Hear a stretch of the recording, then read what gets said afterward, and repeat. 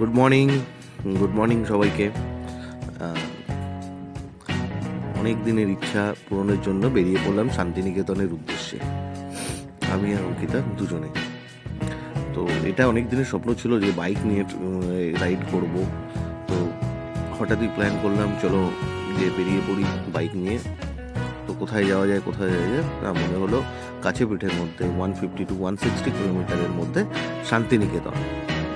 তো ঠিক যত দেখি আমরা বেরিয়ে পড়লাম, বাট হ্যাঁ, সকালবেলা আমাদের বেরোতে অনেক লেট হয়ে গেছিলো। সবাইকে বলবো তোমরা যদি শান্তিনিকেতন যাও তো একটু সকাল সকাল বেরিও, তাহলে ওখানে গিয়ে টাইমটা অনেকটা বেশি পাবে, কারণ যেতে মোটামুটি 4 থেকে 4.5 ঘন্টা লেগেছে আমার বাইকে। ঠিক আছে, তো আমাদের পৌঁছাতে অনেক এখানে 1টা বেজে গেছিলো, কারণ আমরা 9টা নাগাদ বেরিয়েছি। তো যাই হোক, খুব সুন্দর রাস্তা, NH12 NH16 সাথে সুন্দর সিনিক বিউটি তোমরা দেখতে পাবে। বাইকে গেলে পরে ভালো লাগে, মনোরম একটা দৃশ্য।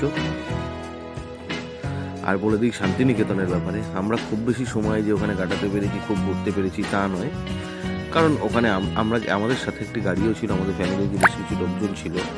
যেহেতু তো অনেক লোকজন মিলে আমরা ওখানে গিয়ে প্রথমে হোটেলে উঠেছি, তারপরে ওখান থেকে আবার সোনাঝুরি হাটে ভিজিট। বাট একটা সুন্দর সময় আমাদের কেটেছে, খুব ভালো একটা সময় কেটেছে। 1 নাইট আমরা স্টে করেছিলাম।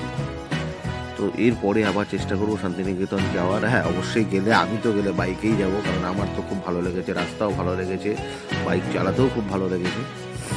ঠিক আছে, বাট হ্যাঁ, তোমরা যেরকমভাবে যেও, বাট ভালো করে ঘুরে নিও, কারণ শান্তিনিকেতনে ঘোরার জায়গা বেশ ভালোই আছে। তো বিকেলে সোনাঝুরি হাটটা অবশ্যই ভিজিট করবে, ভালো জায়গা। তো এটা আমাদের কিছু ছবি, এটা হচ্ছে যাওয়ার সময় ছবি, এটা ফেরার সময় আমরা কিছু ছবি তুলেছিলাম, ফটোশ্যুট করেছিলাম। এটা হচ্ছে সেই ছবি। এই ভিডিও আমি প্রথমবার করছি, এরকম মনে হয় যে আমি রেগুলার বেসিস ভিডিও করি, তো প্রথমবার করছি, জানি সেইভাবে হয়তো বলতে পারছি না, বাট হ্যাঁ, মানে এটুকু বলতে পারি যে যেটা আমার উদ্দেশ্য ছিল বাইক রাইড করা, সেটা আমি করতে পেরেছি এবং আমার ভালো লেগেছে। থ্যাংক ইউ সবাইকে।